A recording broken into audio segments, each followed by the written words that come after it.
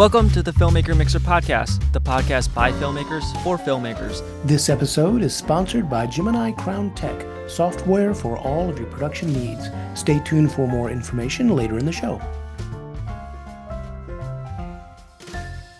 Hello, everybody. This is the Filmmaker Mixer Podcast, and today we are chatting with David Birdsall, the director of the last Mixtape. So, David, welcome to the show.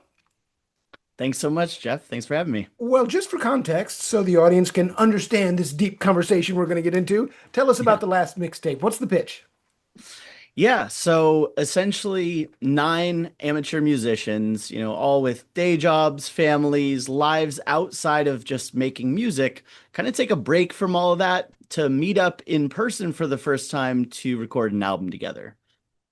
And all the trials and tribulations that happened ever since. And in the day of social media and connecting on the internet as you and I are right now, what a great concept. That's really cool. So how did this project get started? A lot of us actually knew each other from internet forums in the early 2000s.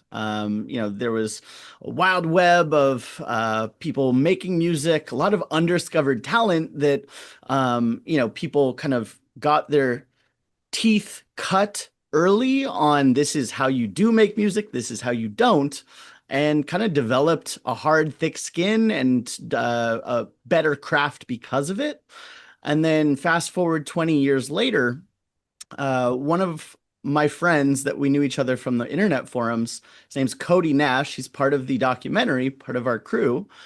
He had a tournament for $500, an online song tournament, which brought a bunch of us kind of random personalities that sort of knew each other from the internet all to the same place to compete in this tournament.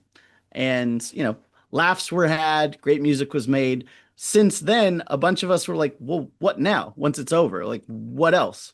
We started making music together, and before you know it, the community White Collar Rhymes was born, just kind of accidentally through a bunch of people making music together. And like, oh, I remember you from 2001.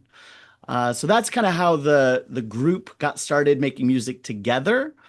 And then after about a year or so, we said, well, all of our equipment's different microphones, different audio engineer. What would happen if we all met up and did music together in the same place? So that's kind of how the last Mixtape was born. Is a bunch of us said, yeah, let's do it. We've never met. Let's see what it's like to make music together in person. And I just knew that was something special that had to be captured. So I'm curious, obviously, as you said, you knew something special was happening with this group and with your collaboration in creating music. So you started to make the documentary. Mm-hmm. During the documentary, was there even more of an epiphany of what you were creating? I don't think during filming any of us knew what we had on our hands. Documentaries are often like that. Yeah, like we'll figure it out later. I knew it was something special. I knew my team was super talented as far as making music. One of our producers that really helped out a lot on this project, his name's Hardy Awaji. He has a production company in LA called Suckabee Productions. So I knew him from college, and I had never made a film before. This is all new territory on the filming aspect to me. So kind of we partnered together on this project, and each day we were kind of checking in, like, how are things going?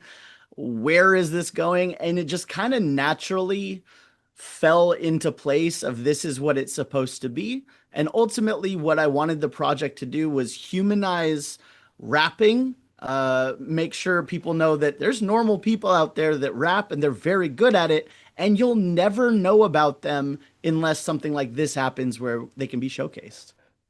So I'm curious about something else. You said you jumped into this not having been a filmmaker in the past. Is that correct? Yeah, so this is your first project? No kidding. First project. Yeah. Well, let me ask you this then. When you do your next project, based on this shoot, is there anything you would definitely do again and anything you definitely would not do again? Oh my God, so much. So what ended up becoming the last Mixtape was about 1/10 of the footage we shot. At the end of the day, it was like a ragtag group of like, let's just figure it out. Let's just film stuff and see what happens. Uh, we got we ended up getting an insane deal on camera equipment through a connection of Hardee's, who really hooked us up as far as like really fancy cameras for the interview section of the documentary. Well, because the cameras were so advanced, the team wasn't sure exactly how to turn on the audio parts of it. And so, just Kind of an important thing. a mixture of a lot of technical things. What ended up becoming the mixtape was only 1/10 of the footage that we shot. So I would say, first off, we'll capture all of it. And secondly, I'd love to bring the entire crew back. I'd love to bring the entire talent back. I want everything like that to be the same. I think that really worked. I would just like to do it bigger. So I want a even bigger mansion for the next time. I want competitions for people to pair off into teams and maybe have a celebrity guest pop by for the music part of it. I just kind of want to make it a little bit more gamified, while also keeping true to the story of these independent artists chasing their dreams. Right, right. Well, I want to pivot over to something else. The music industry has changed so much over the last couple of decades. How do you think shifting from physical, vinyl, then vinyl tapes, CDs, now everything's on the internet. It seems like a much different world. People are trying to make their money off of streaming on Spotify and things like that. What's your take on how best an artist can get their work out there, or is that a simple answer? Maybe it's not. What's really interesting about the music business, the music industry today, is streaming pays half of a half of a half of a cent, Right, right? You right, have right, 1 million plays gets you $4,000. That's just not sustainable to right, feed a family, to even survive yourself, right, right? How many independent artists are hitting 1 million streams, you know? So the way that the industry is set up, in my opinion, it's not set up like the golden era of buying a physical media, buying a CD, and discovering new music from front to back. right, Now there's just almost too much out there. There's too much music because anyone can grab a microphone at fairly cheap, grab a recording interface, and make a song. right.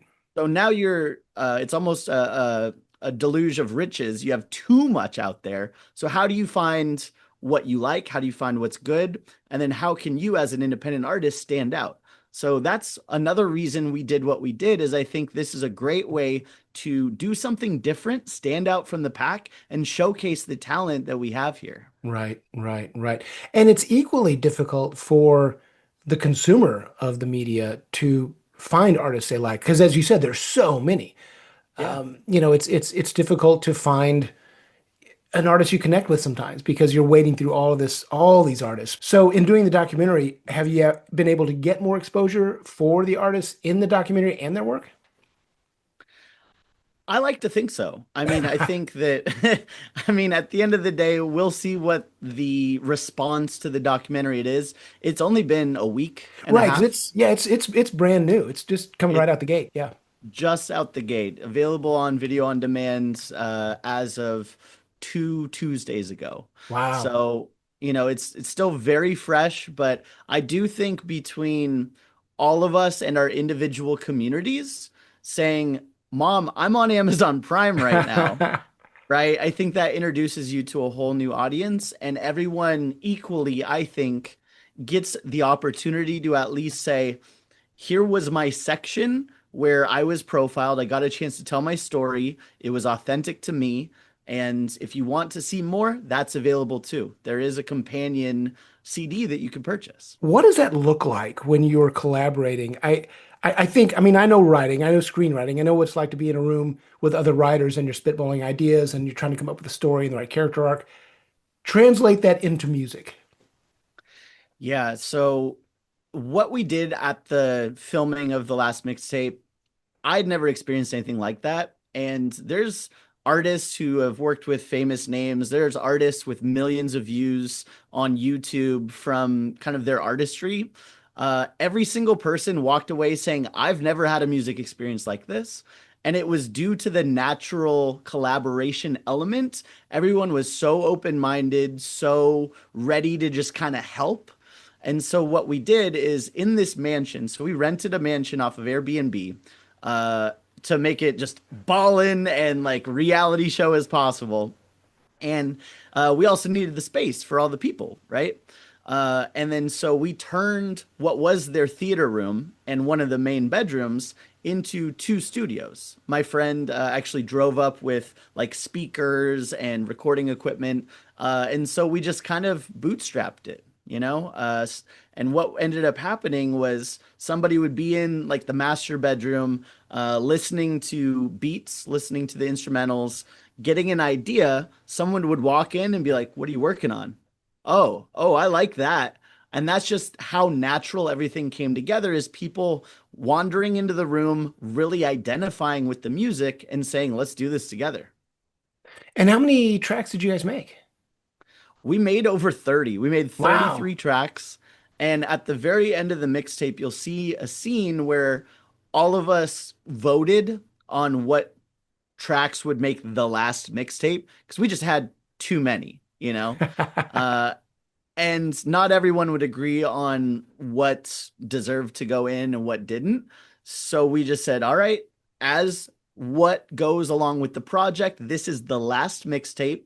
Everyone has to vote unanimously what's in and out. And Right. so that's how we split them up. Well, pivoting to something else, what kind of music inspires you? I gotta say, I'm inspired by everything. Yeah. What really inspires me from a hip hop sense is kind of the underground, here's my feelings type rap. Examples of that would be like Atmosphere, Idea, Sage Francis.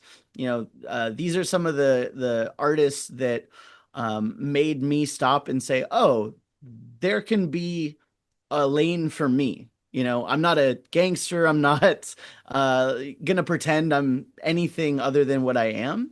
And when I discovered that you could actually make hip hop about, your real life and about how you're feeling, the authenticness, I think that really resonated with me. Also, a huge shout out to Chino XL. He's by far one of my favorite lyricists and somebody I look up to musically.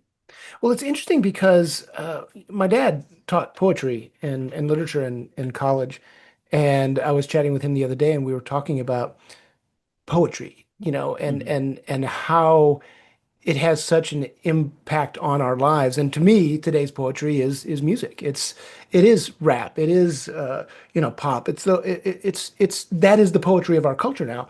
So I'm curious in your mind, how important do you think that is to our culture? I think it's wildly important because it's the way we process and communicate, just like stories in film, we have stories in music. What are your thoughts? 100%. I think that uh, I, I've met only one person ever in my life that just said, I don't like music, hard stop. Wow. Is that Which how could that that was be straight. possible? I didn't think that existed. I was like, there's no way. Wow. But yeah, noises. But I think music just in general for 99 million out of, most people, uh, can find something to identify with, and that's their escape, right? I think they find some connection to it. Music can serve a million different purposes, kind of like what you said. You have some of the easily digestible mainstream music where it's like, this is just to make you feel good. Turn Right. off your brain, feel good. And And and then on there, the and other nothing wrong end, with that. nothing wrong with Yeah, that. yeah, yeah. That has a Yeah, purpose. absolutely. On the other end, there's the deeply poetic, the more nuanced. Let's spend hours thinking about how to say things and why to say them, write things out. That also serves a purpose too. But Do all you of it's very important. do you keep a journal on lyrics and things like that? I don't. I used to write in like college binder notebook. Yeah, yeah. I've since switched over to the phone notes app. So I do Oh, write everything yeah, down, but yeah. just in my phone. Right, right, right. Well, any advice for either young musicians coming up or young filmmakers trying to get their first project off the ground? I think in both cases, you just have to do a thing and you just have to keep doing things. Right.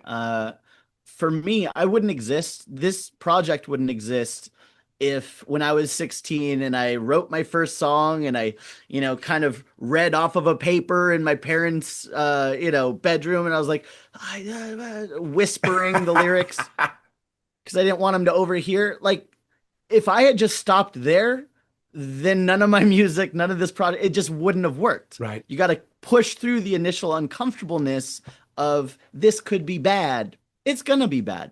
Just keep going. And I would say that you got to embrace that. It's so easy to get discouraged. Everybody does. Everybody isn't good. Well, let me rephrase that. It's okay to be bad because it's also okay to learn. It's okay to get better. It's okay to hone your craft. That's what it's all about. Yes. So what was that first song? Oh my gosh. Well, my first song ever, which will remain buried on the, deep dark web. There's no way this can ever make into public consumption. But my first song ever was a remix of Holiday Inn by Chingy. So again, a snapshot of like 2002 or 3. Right. Where I made a verse about me and my best friend at the time, Chris Henderson, partying and hanging out with girls. That's funny. Well, listen, tell the folks how they can track down the last mixtape. Before we wrap up, I want to make sure people know how to find it. At the time of this recording, it just came out. So where can they find it and watch it?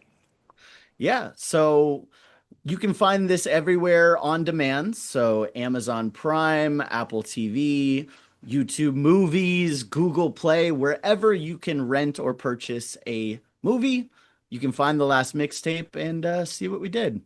I also want to give a huge plug to the crew. Without them, none of it would be possible. Both the folks that came out to film as well as the people that recorded music and told their stories. Huge thank you to that. You can find us on our Discord, discord.gg/whitecollarrhymes, or on our website, wcr.world. Awesome. Well, David, it's been fun chatting with you. I'm going to wrap this up in a second, but don't hang up. I want to talk to you just for a couple minutes after we stop recording. But it's been fun, and best of luck with the movie. It's awesome. Thanks so much, Jeff. I appreciate the time. All right, you take care. This episode is sponsored by Gemini Crown Tech, owned and operated by Stephanie Moore and Stephanie Harrison. We at Gemini Crown Tech have covered all your production management needs with our proprietary software. Please visit our website at www.geminicrowntech.com and use the code FMP for Filmmaker Mixer podcast listeners, so we know how you heard about us. Thank you for listening to the Filmmaker Mixer podcast, a podcast created and hosted by filmmakers Jeff Stolen and Andrew Lamping and produced by Melody Lopez. Our theme song was composed by Stephen D. Bennett. Make sure to follow or subscribe on whatever platform you're listening to us on, and stay tuned for future episodes.